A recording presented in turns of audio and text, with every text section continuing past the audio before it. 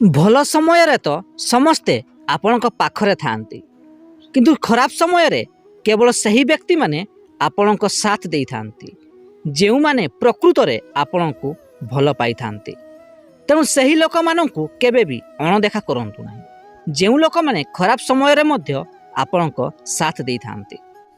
ଦୁନିଆର ସବୁଠାରୁ ବଡ଼ ଔଷଧ ହେଲା ନିଜର ହସ, କାହିଁକି ନା ମନ ଖାଲି ହସିବା ଦ୍ୱାରା ମଣିଷର ଅଧା ରୋଗ ଆପେ ଆପେ ଭଲ ହୋଇଯାଇଥାଏ।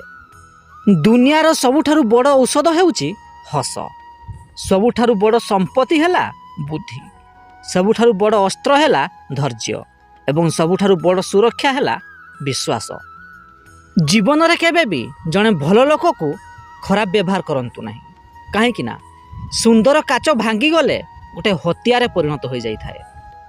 ସବୁଦିନ ଏମିତି ଭିଡ଼ିଓ ଦେଖିବା ପାଇଁ ଆମ ଚ୍ୟାନେଲକୁ ଲାଇକ୍, ସେୟାର ଏବଂ ସବସ୍କ୍ରାଇବ୍ କରନ୍ତୁ।